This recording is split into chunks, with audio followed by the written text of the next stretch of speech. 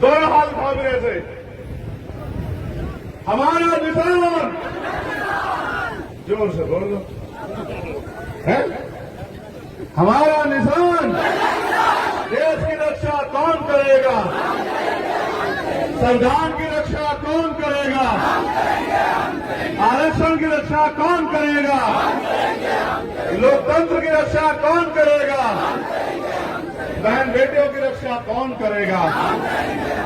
नौजवानों, जय भीम, जय भारत, जय संविधान, जय मंडल, जय जोहार, नमस्कार, आदाब, सत श्री अकाल।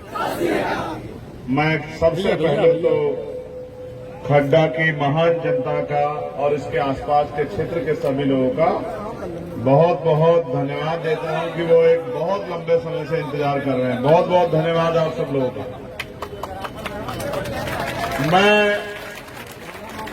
मेरा मौका नहीं मिलेगा भाई दोबारा मिलने के लिए, देख लेंगे सही रहेगा। चंद्रशेखर भाई फेवरेट फ्रेंड है, दोबारा मौका नहीं मिलेगा, फोटो चाहिए भाई, दिल जान से हम तैयार है, फोटो चाहिए हमें।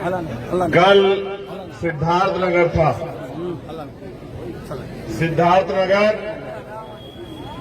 कपिल वस्तु भगवान बुद्ध की जन्मस्थली है, जहां भगवान बुद्ध लंबे समय तक रहे। और ये कुशीनगर उनकी परिनिर्वाण स्थली है, जहां उन्होंने अपना शरीर त्यागा। ये आज कुशीनगर इन अति पिछड़े जिलों में नहीं आता। आज कुशीनगर का नाम भी दुनिया के पटल पर आगे बढ़ता, कुशीनगर भी आगे बढ़ता, कुशीनगर में भी रोजगार के साधन पैदा होते, कुशीनगर में भी यहाँ के नौजवानों को रोजगार करने के लिए मुंबई और दिल्ली में नहीं जाना पड़ता। 6-6 महीने घर से दूर रह के, माँ बाप से दूर रह के, परिवार से दूर रह के तमाम तरह की मुसीबतों का सामना सिर्फ अपने बच्चों का पेट पालने के लिए नहीं करना पड़ता। सम्मानित साथियों, मैं आपको एक कोरोना काल का समय याद दिलाना चाहता हूं। आप जानते हैं, संविधान के बाद समाज में 2 तरह के परिवर्तन हुए।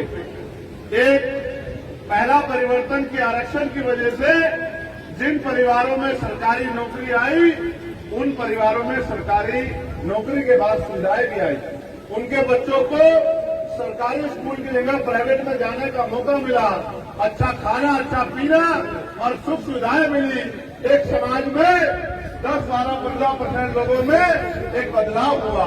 लेकिन 16 अगस्त 1947 को आप अपने मन में सोचो और खुद से जवाब मांगो कि 14 अगस्त को जिसकी जेब में 1 रुपया था, तो क्या 16 अगस्त को उसकी जेब में 100 रुपए पहुंचे? 14 अगस्त को जिसके पास 1 गज जमीन थी, क्या 16 अगस्त को आजादी के बाद उसके पास 10 बीघा जमीन पहुंची? 14 अगस्त को जो बेरोजगार था, जो अशिक्षित था, क्या 16 तारीख को वो शिक्षित हो गया, या फिर उसके पास रोजगार आ गया? या फिर 14 तारीख को जिनके पास उद्योग धंधे नहीं थे, क्या 16 तारीख को उनके पास उद्योग धंधे आ गए? तो सवाल ये है कि आजादी से बदला क्या? जब तक इस देश के धन धरती राजपाट में बंटवारा नहीं होगा, जब तक इस देश के लोगों को बराबर की हिस्सेदारी, स्वाभिमान, सम्मान का जीवन नहीं मिलेगा, तब तक इस देश में समानता की बात करना समानता का मजाक उड़ाने जैसा है। इसका उदाहरण भी मैं देता हूं। एक तरफ वो लोग हैं जिनके पास इतनी संपत्ति है कि उनको पता भी नहीं है, और एक तरफ लाखों लोग ऐसे हैं जो बिना छत के सोते हैं, भूखे पेट सोते हैं। एक तरफ ऐसे लोग हैं जिनके घरों में 56 तरह का भोजन बनता है, और एक तरफ मेरा परिवार है जो रूखी सूखी खाके पेट पे हाथ फेर के चुपचाप हो जाता है कि उनके दुख का किसी और को पता न लगे और उनकी मजाक न बने। एक तरफ वो लोग हैं जो एसी की गाड़ियों में, हेलीकॉप्टर, हवाई जहाजों में घूमते हैं, और दूसरी तरफ मेरा ये किसान मजदूर समाज है जिनके सपने में भी ये गाड़ियां नहीं आती हैं, टीवी पे या सड़क पे उन गाड़ियों को चलते देख लेते हैं। अमीर का कुत्ता भी एसी वाली गाड़ी में घूमता है मेरे लोगों। उसको भूख लगने पे मालिक बढ़िया पैकेट का दूध पिलाता है, बढ़िया बिस्किट खिलाता है, बीमार होने पे बढ़िया डॉक्टर के यहाँ ले जाता है, सर्दी लगने पे हीटर लगाता है, गर्मी लगने पे एसी लगाता है। आप सड़क पे मरो या अस्पताल के बाहर, किसी को आपके ऊपर तरह नहीं आता है। ये देश की व्यवस्था है। तो क्या हमारे महान पुरुष इस बारे में नहीं सोचते थे? वो सोचते थे, इसलिए उन्होंने आपको वोट का अधिकार दिया और ये वोट हमारा हथियार है, क्योंकि वो जानते थे कि जिन्होंने सदियों हमें कुर्सी पे बैठने नहीं दिया, स्वाभिमान सम्मान का जीवन नहीं दिया, हजारों जुल्म हम पे रहे, हजारों जुल्म हमने सहे, जिन्होंने हमारी आंखों के आंसुओं को पानी भी नहीं समझा, वो हमें इज्जत की जिंदगी नहीं दे पाएंगे और आने वाले कल में वो हमारे मिले हुए अधिकारों को भी छीनने का काम करेंगे। इसलिए उन्होंने हमें वोट की ताकत दी कि आजादी से पहले जिनको कुर्सी पे बैठने का अधिकार नहीं था, वो भी वोट की ताकत से अपनी वोट से अपना राज लाए और अपने बीच के व्यक्ति को कुर्सी पे बिठाएं। लेकिन मेरे लोगों, पूरे देश में संभव नहीं कर पाए आप लोग, क्योंकि दुश्मन बड़ा समझदार था।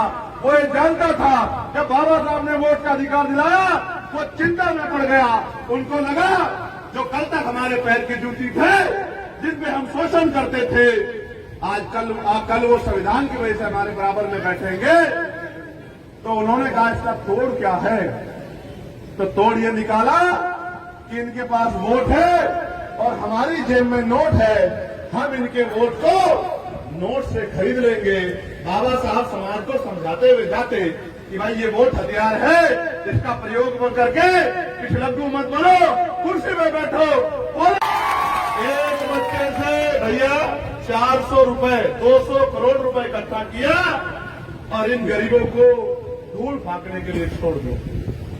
जो इनके आवाज उठाए उसको कोई मुकदमा कर दे। हमने कहा करो मुख्यमंत्री जी मुकदमा, लेकिन अगर अन्याय के खिलाफ आवाज न उठाए तो हमें जिंदा आवाज कौन कहे? तो हमने आवाज उठाई। 69,000 शिक्षक भर्ती में दलित पिछड़ों के बच्चों ने भागीदारी की। 20,000 पदों पे घोटाला हुआ। 4 दिन हम लोग लड़ते रहे और फिर हमने एक बड़ी कॉल देके आपसे भी 5 गुना लोग बुला के लखनऊ में हमने आंदोलन किया। सरकार झुकी और 6,800 नौकरियां उन बच्चों को दिलाने का काम किया, जिनमें पाल थे, प्रजापति थे, कश्यप थे, सैनी थे, मौर्य थे, शाक्य थे, कुशवाहा थे, यादव थे, जाट थे, गुर्जर थे, बिन थे, राजवत थे, केवट थे, मल्ला थे, जिनमें हमारे कुर्मी समाज के भी थे, जिनमें हमारे चमार, वाल्मीकि, पासी, धोबी, कोरी, खटीक, पासवान, तमाम शेड्यूल कास्ट बैकवर्ड के बच्चे थे। जिस दिन नौकरी मिली मैं लखनऊ में था, वो बच्चे मुझसे लिपट के रोए कि भैया ये नौकरी आपकी देन है, लेकिन उनके आंसू, उनकी खुशियां ज्यादा दिन तक नहीं रह पाई, क्योंकि सरकार ने कोर्ट में जाके स्टे लगवा दिया और 6,800 बच्चों को पुनः घर बिठा दिया। दरोगा भर्ती हुई, उसमें घोटाला हो गया, और भर्ती हुई पटवारी सेक्रेटरी, उनमें घोटाला हो गया। लेकिन सवाल ये है, अगर स्वामी प्रसाद मौर्य जी को घोषणा बना लो और अपनी वोट को गन्ना किसान को 1 तारीख पर डालकर स्वामी प्रसाद मौर्य जी को विजय बनाने का संकल्प आज धरती से कर दो, ये कहने के लिए मैं आपके बीच आया। आप मेरी बात पे गौर करना नौजवानों, हमारा सबसे बड़ा हथियार वोट तो है, लेकिन एक और हथियार जो बाबा साहब कह गए कि शिक्षित बनो। आज इन्होंने सरकारी स्कूलों में मास्टर बेचारे पढ़ा नहीं पाते, उनकी ड्यूटी कहीं लगी रहती है, चुनाव में यहाँ पोलियो तमाम, लेकिन सरकारी स्कूलों में पढ़ाई जीरो कर दी, क्योंकि गरीब का बच्चा जाता है वहां, जाता है नहीं जाता है। और प्राइवेट स्कूल खोल दे बड़े बड़े कि अगर अपने बच्चों को पढ़ाना तो यहाँ जिसकी इनकम 5,000 रुपए है, वो एक बच्चे की 2,000 की फीस का बोझ उठा सकता है क्या? इन्होंने तय कर लिया है कि हमारे बच्चों को वहां नहीं घुसने देना जहां से पढ़ लिख के वो रोजगार की बात करेंगे, हिस्सेदारी की बात करेंगे, वो रोटी रोजी खा के यहीं तक सीमित हो जाएंगे। ये कहते हैं हमने सरकारी स्कूल बहुत अच्छे करा दिए, ये कहते हैं हमने सरकारी अस्पताल बहुत अच्छे करा दिए। आप मुझे जवाब दो, किसी नेता का बच्चा सरकारी स्कूल में पढ़ता है क्या? आप बताओ, किसी नेता के बच्चे का इलाज सरकारी अस्पताल में होता है क्या? आप बताओ, कोई नेताजी सरकारी अस्पताल में इलाज कराते हैं क्या? कोई नेताजी खुद जो है जहां एक टेबल पे मजदूर का बेटा बैठता है, जब तक उसी टेबल पे यहाँ के जिलाधिकारी का, एसएसपी का, यहाँ के मंत्री का, विधायक का, एमएलसी का, सांसद का बेटा नहीं बैठेगा तो उन स्कूलों में अच्छी शिक्षा की व्यवस्था कहां हो जाएगी भाई? आप ये महसूस करो। ये कहते हैं हमने जनता के लिए करा दी। मैं तो तब इस बात को सही मानता जब पहले अपने बच्चों को ये पढ़ाते, अपने बच्चों को लंदन अमेरिका भेजते हैं, प्राइवेट स्कूल में भेजते हैं, अपना इलाज छोटी मैथ में कराते हैं, विदेश में कराते हैं, और हमें कहते हैं कि सरकारी अस्पतालों में अच्छी व्यवस्था है, जहां डॉक्टर साहब ढूंढे नहीं मिलते, दवाई बाहर से लिख दी जाती है, जिसमें कमीशन जाता है, टैक्स कोई नहीं होता। ये अमीरों की सरकार है भाइयों बहनों, ये गरीबों की सरकार नहीं है। इनका एकमात्र लक्ष्य है गरीबों को कुचल दिया जाए। इसलिए मैं आपसे कहने आया हूं कि आपको आंखें खोलनी पड़ेगी, अच्छे बुरे का फर्क समझना पड़ेगा। यहाँ के जो एमपी साहब हैं, वैसे तो मैं किसी का नाम नहीं लेता, लेकिन उनकी जानकारी है कि प्रभुनाथ कुशवाहा जी की 2 एकड़ भूमि उन्होंने यहां से कब्जा ली।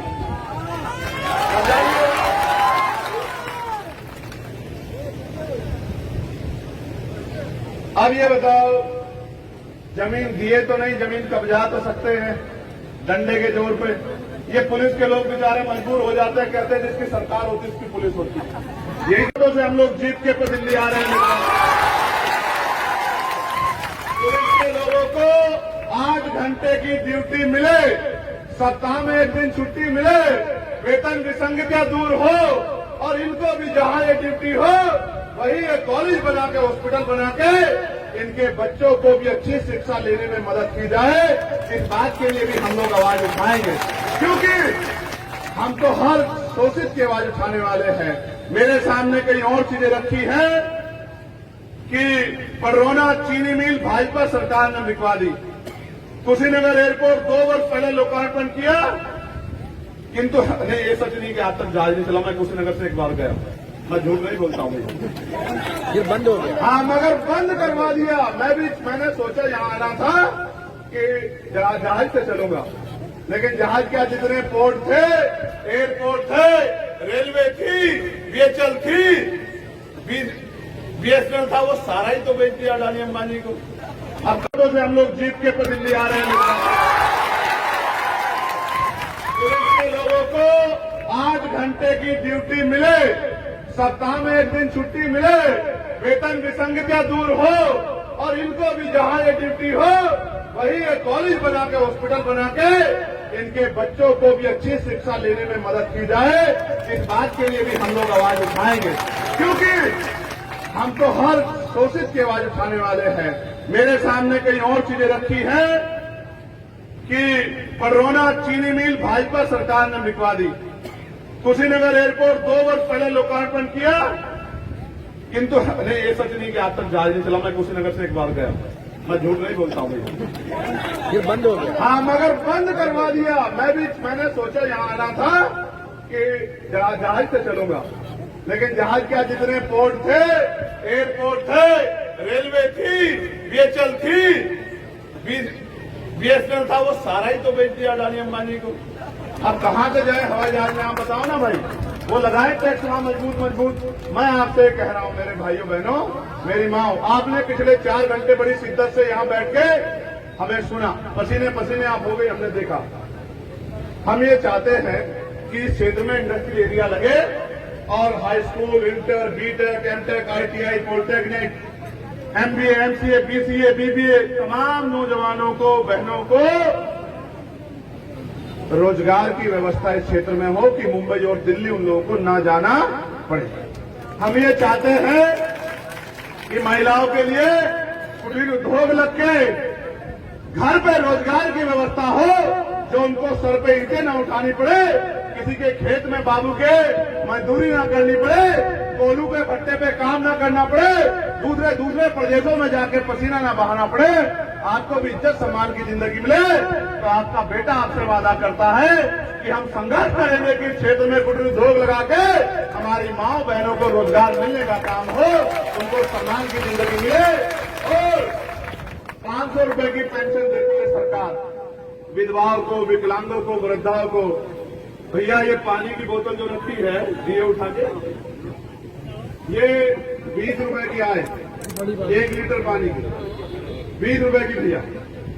अगर साफ पानी ही पी लो 30 दिन तो भैया 600 रुपए का बैठे। डॉक्टर कहे 5 लीटर पीना चाहिए, 1 लीटर ही पी लो तो 600 रुपए का बैठे। सरकार कहे कि 500 रुपए में पूरे महीने घर चल सकते हैं। अब भाई उनको क्या पता गरीब का घर कैसे चलता है, उनको क्या पता। 500 रुपए में तो अच्छा जूता भी नहीं आता, सर्दी में अच्छा कंबल भी नहीं आता। ये अमीरों की सरकार गरीबों का मजाक उड़ाती है, तो गरीबों को भी ठान लेना चाहिए। इन अमीरों की सरकारों को उखाड़ फेंके।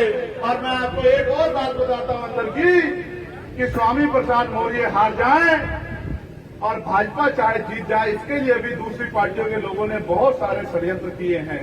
इसलिए मैं आपको कह रहा हूं किसी की बातों में मत आना।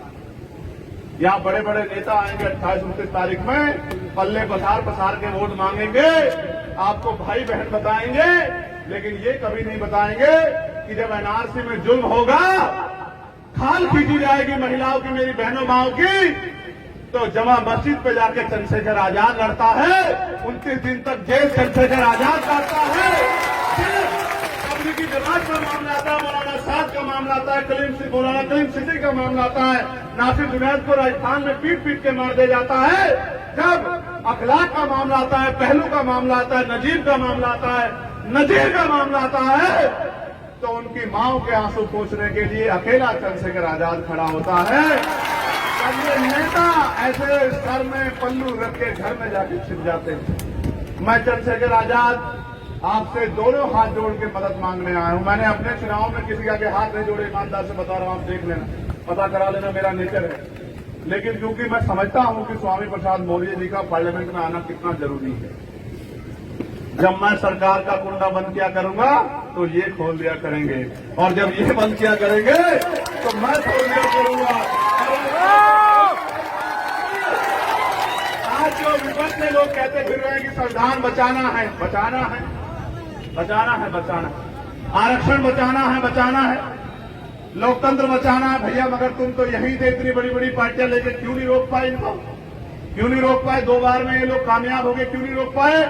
ये जहां लुटेंगे भी विपक्ष की वजह से नहीं, जनता के आक्रोश की वजह से, क्योंकि ये चुनाव जनता लड़ रही है, कोई नेता नहीं लड़ रहा है। आज जाति धर्म के लोग दुखी हैं, बहन बेटियां सुरक्षित रही है।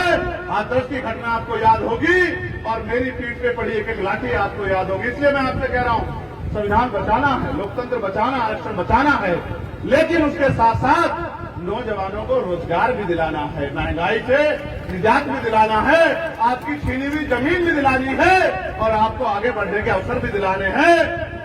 लेकिन ये काम उनके बस का नहीं है जो कह रहे हैं कि आज संविधान बचाना है। ये काम वो ही कर सकते हैं जिन्होंने मेरी एक आवाज पे 2 अप्रैल 2018 को भारत में इनकलाब ला दिया था, जिन्होंने 17 लोगों ने बलिदान देके हमारे अधिकारों को बचाने का काम किया था। इसलिए मैं आपसे कह रहा हूं कि स्वामी प्रसाद मौर्य जी को वोट देके कामयाब बनाना। बताओ मदद करोगे नहीं करोगे? ऐसे उठाओ दोनों हाथ जो लोग मदद करेंगे। एक बहन जो बैठी है वो नहीं उठा रही है, उसे ही देख रहे हैं। वो जानत है माई के बराबर में बैठी, हमारे यहाँ के बहुत वकील आदमी हैं, बहुत तेज हमारे यहाँ के, तो हाथ उठाओ तभी बात आगे बढ़ाए। पूरी भीड़ में एक ही ना उठाए, हम देख लियो। तो दोनों हाथ उठा के बताओ हमारा निशान क्या है यहाँ? हमारी आवाज ज्यादा, तुम्हारी आवाज कम, हम अकेले आदमी, तुम इतने लोग। आप जानत हो ना कि सरकार कितने जख्म दिए हैं। हाथरस की बेटी याद है ना? कौन लड़े? उम्र से ज्यादा मुकदमे लेके कौन लड़े? कभी पीठ दिखाए क्या? तुम तो नहीं धोखा दे। किसी की बात तो में तो ना आए, कोई पैसा शराब बांटे उसके आगे कमजोर तो ना पड़ जाए। क्योंकि बाबा साहब ने कहा व्यक्ति भूखा रह सकता है लेकिन अपमानित होकर नहीं रह सकता। क्या ये नौजवान अपमानित होकर रह सकते हैं? तो जब हम इस देश में स्वाभिमान सम्मान अधिकार के साथ नहीं जी रहे हैं तो फिर अपमानित होकर जी रहे हैं। उसकी पहली बेड़ियां काट दो 1 तारीख को और एक एक वोट गन्ना किसान के निशान पर डालकर स्वामी प्रसाद मौर्य जी के हाथों में। दूसरी बात, ये तकनीकी युग है, ये फोन वह है नहीं है तुम्हारी जेब में। साले को फोन और उसका साला अपने साले को फोन करेगा और उसका साला अपने साले को फोन करेगा। और जब हर साला हर साले को फोन करेगा तो कौन साला बच जाएगा जिसका करना हर अपनी गन्ना किसान के साथ खड़ा हो जाएगा। और 5 दिन आप पे बाकी हैं ये समझ के लड़ना कि स्वामी प्रसाद मौर्य नहीं लड़ रहे, आप सब लोग लड़ रहे हैं। आप सब लोग स्वामी प्रसाद मौर्य हैं और एक एक वोट। ये जो बीएसपी के लोग हमारी खूब मदद कर रहे हैं भाई, इनका भी बहुत बहुत धन्यवाद। आप तो हमसे पुराने मिशन के लोग हो, हम तो आपको देख देख के आगे बढ़े। क्योंकि मानवर काशीराम साहब कह के गए कि जिंदा लोग मिशन नहीं चलाते और मुर्दा लोग रुकन नहीं दे। हम इस मिशन को कारवा को रुकन न दे। बाबा साहब अम्बेडकर मानवर काशीराम साहब का अधूरा सपना पूरा करें, इस देश में मानवता का राज स्थापित करें। उसमें मदद करा दियो नहीं करा दियो, दोनों हाथ उठाओ मेरे से। हमारा निशान, जोर से बोलो, है हमारा निशान। देश की रक्षा कौन करेगा? संविधान की रक्षा कौन करेगा? आरक्षण की रक्षा कौन करेगा? लोकतंत्र की रक्षा कौन करेगा? बहन बेटियों की रक्षा कौन करेगा? नौजवानों की रक्षा कौन करेगा? किसानों की रक्षा कौन करेगा? दलित पिछड़े मुसलमानों की रक्षा कौन करेगा? महापुरुषों का सपना पूरा कौन करेगा? इन माओं के आंसू कौन पूछेगा? तो मैं आप सबको नमस्कार, आदाब, सलाम करता हूं, सत श्री अकाल करता हूं और आपसे उम्मीद करता हूं